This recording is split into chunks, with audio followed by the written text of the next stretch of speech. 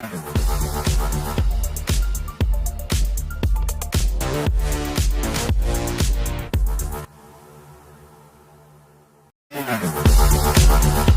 estamos de nuevo en el plató de Kalous by Trading Pro y vamos a arrancar esta sección de macroeconomía en una lección. Aquí tenéis las primeras imágenes en la pantalla, imagen muy importante porque estamos viendo, o lo que dice, es que se está evaporando la liquidez. Esto es el balance de la Reserva Federal. Recordar que cuando estalló el pánico bancario con la caída de Silicon Valley Bank, Signature Bank, la Reserva Federal junto al Tesoro en una medida orquestada abrieron una nueva ventanilla de descuento, la BETFP, así esas siglas le pusieron, ventanilla para otorgar liquidez. La liquidez a los bancos básicamente consistía en préstamos donde la banca central daba reservas a cambio de colateral, a cambio de bonos, a precio nominal, no real de esos bonos. Por lo tanto, evitaba esas pérdidas, que esas pérdidas no realizadas se convirtieran en pérdidas realizadas. Por lo tanto, es una especie de subsidio al banco para que los problemas de liquidez no se conviertan en problemas de solvencia. Por eso, una vez abrieron esas ventanillas, hubo muchos bancos que hubo mucha creación de reservas por parte de la banca central, en modo préstamo, no en modo compra, cuidado. Por eso los préstamos, una vez se han ido venciendo, pues lo que provocó un impulso de la liquidez, un impulso del balance, más reservas. Una vez se liquidaron los préstamos, pues se hizo el movimiento. Las reservas volvieron al Banco Central y el colateral, los bonos, al Banco Comercial. Por lo tanto, volvió a caer el balance de la Reserva Federal y por lo tanto se sigue drenando liquidez. Es que esto creo que es importante porque hay una correlación tremenda entre liquidez y cotización del S&P 500. Hablamos de una correlación prácticamente del 90, a veces 95%. De hecho, yo siempre digo que la variable más importante a analizar a la hora de buscar inversión es la variable monetaria, es la oferta monetaria. Y ahora estamos viendo una brecha muy importante. Mientras se va reduciendo la liquidez, el S&P 500 sigue subiendo. Cuidado a estas brechas porque tienden a cerrarse. Tienden a cerrarse o bien con caídas fuertes de S&P o bien con un anuncio pronto de nuevas compras o nuevos préstamos por parte de la Fed, pero no lo parece. Yo a Powell en su última reunión, veremos las actas este miércoles, le escuché claramente decir que el objetivo de la propia Reserva Federal, el Banco Central de Estados Unidos, era seguir reduciendo balance, seguir con el proceso de endurecimiento cuantitativo, el famoso QT. Por lo tanto, es muy normal que la liquidez se siga drenando y esto empuje a la baja al S&P 500. Y es importante porque hubo mucha mala interpretación por parte incluso de economistas, que avisaban de que este repunte era un QE. Eso era totalmente falso. No hay una diferencia muy grande entre un QE, que son programas de compras, y una ventanilla de descuento, que son programas de préstamos. Es que esto es clave diferenciarlo. No es lo mismo una compra que un préstamo. Un préstamo se deshace con el tiempo. Una compra no, ¿bien? Y por eso se está deshaciendo de nuevo, o se sigue drenando la liquidez. Insisto, esto es no bueno, como dirían los americanos, para la bolsa. Yo estoy viendo aquí una divergencia muy preocupante. Vamos con la siguiente diapositiva que os marco. Fijaros, hoy vamos a ver diapositivas que apoyan una tesis de que este rebote de mercados es por una trampa alcista. Esto es la M2, el agregado monetario M2. Fijaros la tremenda contracción que estamos viendo. Marco ahí con una flecha grande porque es histórica. Es que no lo hemos visto en el último siglo. Tremendo. Estamos, insisto, ante una destrucción monetaria, repito, que no tiene precedentes. El M2 es un agregado monetario que, como sabéis, incluye billetes, monedas, depósitos a la vista y depósitos a plazo, hasta 2 años. Bien, por tanto, es lo que podemos entender como dinero contante y sonante, ¿no? Bueno, pues se está destruyendo. Se está destruyendo por este credit crunch o shock crediticio que actualmente está sucediendo por ese aumento o ese endurecimiento de las condiciones bancarias. Realmente quien crea dinero no son los bancos centrales, otro error que solemos escuchar por muchos foros. No, el Banco Central crea reservas, dinero interbancario, y es el sectorial bancario, los bancos comerciales, los que crean el dinero. Bien, a través de depósitos, y eso es lo que está cayendo ahora mismo. Bien, se está desplomando. ¿Por qué? Porque los bancos han cortado el crédito, han cerrado el grifo y tienen que ser conservadores, hay problemas de liquidez, hay problemas incluso de solvencia, por lo tanto, seguir apalancándose creo que en estos momentos no es la mejor decisión y por lo tanto están siendo prudentes, no están pensando tanto como venían haciendo, están cortando y esto es un shock tremendo para la economía, porque no olvidemos que el alma hoy en día de la economía es la deuda, es el crédito. Si se corta, se hunde, se para. Esto, repito, no es discutible, es un hecho. No hay que ser una persona versada en economía para entender esto, ¿no? Por lo tanto, esta contracción de M2, del agregado monetario M2, es decir, una deflación monetaria que estamos teniendo ahora mismo, es una bomba de relojería para la economía, que sigue habiendo algo de ahorro derivado de esos tremendos estímulos post pandemia, pero se está agotando. Una vez se agote el ahorro, si no hay acceso al crédito, se para el consumo, la inversión y por lo tanto el PIB. Bien, así que mucho cuidado porque realmente tanto el anterior, la liquidez, las reservas, es la base monetaria, el gráfico anterior es la base monetaria y esto es la oferta monetaria, también distingamos estos conceptos que es importante. La contracción que estamos viendo es muy preocupante tanto para la economía financiera como para la economía real. Cuidado, vamos con la siguiente imagen o la siguiente diapositiva, la tercera hoy. Vamos con más problemas. Estas son las condiciones bancarias, vamos paso por paso. Salimos de la banca central y nos vamos a los bancos comerciales. Fijaros cómo se endurecen las condiciones. ¿Vale? Las condiciones bancarias, es decir, que prestan menos, ¿no? Pues hay un análisis de riesgo mucho más estricto, no se presta a cualquiera, se exige más interés, etcétera, etcétera, ¿no?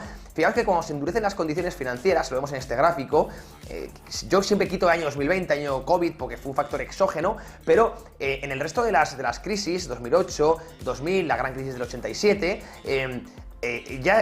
hubo un endurecimiento similar al que estamos viviendo ahora y provocaron importantes recesiones económicas. Amigos, amigas, podemos, si queréis, seguir pensando que esta vez es diferente, pero realmente es economía básica. Si se corta el crédito, como lo estamos viendo, derivado de que los bancos no prestan, es lo que muestra este gráfico, no fluye, no hay dinero, no fluye la deuda y esto hunde sobre todo el consumo, pero también la inversión, ¿no? Y por tanto se para todo y esto afecta inmediatamente a los beneficios empresariales, a los márgenes, se deterioran, etcétera, etcétera, y llega también a caídas bursátiles. Por lo tanto, seguimos teniendo, como sabéis, como podéis entender, un clima muy hostil desde el lado macro, y esto es importante entenderlo. Vamos con la siguiente diapositiva y ya vamos al lado técnico, hemos estado un poco analizando el lado fundamental y fijaros cómo en el lado técnico, esto es ahora mismo el S&P 500 en azul, comparado con el Nikkei, la caída que tuvimos en el Nikkei en los 90, para que veáis un poco el fractal. Sabemos que son épocas diferentes, mercados diferentes, pero el precio, que se deriva de la psicología de masas y de la oferta y demanda, sabemos que suele dejar patrones técnicos similares y estructuras del precio similares. Y fijaros cómo os he puesto el Nikkei porque representa muy bien el módulo simple que solemos comentar en Trading Pro. Primer impulso ya dibujado en azul, estamos viendo la corrección para el siguiente impulso que cerraría, que finalizaría ese módulo. No tiene que ser de igual tamaño la segunda onda bajista, pero sí esperamos una segunda onda bajista que complete ese 1, 2, 3 o ese módulo simple que solemos buscar en cualquier fase correctiva. Por lo tanto, no me extrañaría que si entendemos esa fase fundamental que hemos analizado en las 3 primeras diapositivas y sabemos que desde el lado técnico, nosotros somos traders técnicos, seguimos esperando para completar la figura un segundo segmento bajista proporcional al primero. Aquí os pongo el ejemplo del Nikkei para que entendáis un poco ese patrón, esa pauta que buscamos. Pues seguimos creyendo que este rebote que se inició en octubre del año pasado, son 7 meses ya de rebote en bolsas estadounidenses, es una trampa alcista o bull trap y de cara a las próximas semanas, próximos meses, podemos seguir viendo caídas y continuación del bear market. Vamos con la siguiente imagen, seguimos avanzando y fijaros, es curioso, se ha comentado mucho esta imagen, es que el S&P 500 en este año 2023, que sube prácticamente un 20%, si no iba a ser por las empresas y el aporte de la inteligencia artificial, estaría a cero. No habría generado ningún tipo de subida.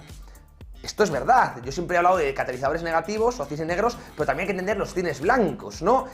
Sabíamos que el aumento de productividad derivado de esta disrupción podía ser brutal, ya se está poniendo en precio.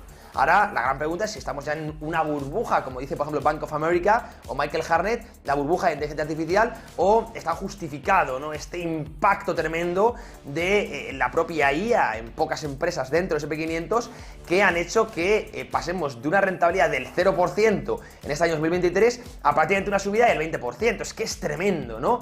Insisto, el impacto. Y aquí la pregunta, como siempre, va a vosotros. ¿Creéis que la inteligencia artificial, no digo que no, que es una burbuja hablando de múltiplos, de cotización? No es que creamos que no sirva para nada, no. Hablamos, insisto, de posiblemente una disrupción tecnológica incluso mayor que el propio Internet, o que puede tener más impacto. Además, ya sabemos que los políticos, esto se ha comentado mucho en el G7, que acaba de finalizar en Japón, se ha hablado mucho de la propia inteligencia artificial, quizá para también utilizarse como arma de control. A mí me preocupa muchísimo este nuevo entorno de que nos quieren poner un carnet de ciudadano, las CBDC, las propias divisas digitales que hemos comentado, las CBDC, todo orquestado con una especie de gobierno, un gran gobierno tecnócrata que pueda dirigirse apoyado en inteligencia artificial, usarse como medida de control. Por ahí van los tiros, creo que de las élites, veremos si esto acaba llegando a buen puerto o no. De eso se ha discutido mucho en el G7, de hecho se ha hablado un poco de Ucrania y Rusia, que parecía que era el tema principal, y bueno, hemos tirado más, insisto, hacia esa transición energética, que sigue siendo headline de todo, y también a la inteligencia artificial.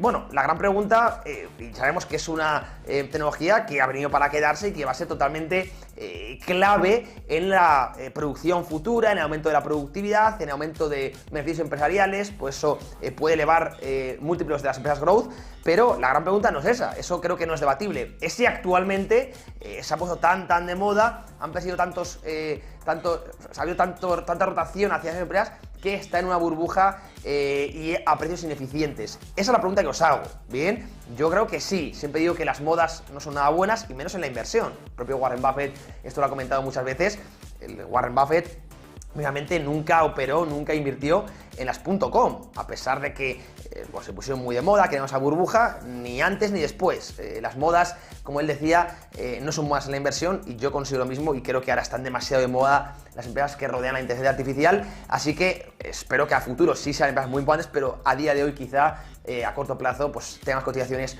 un poco descabelladas, ¿no?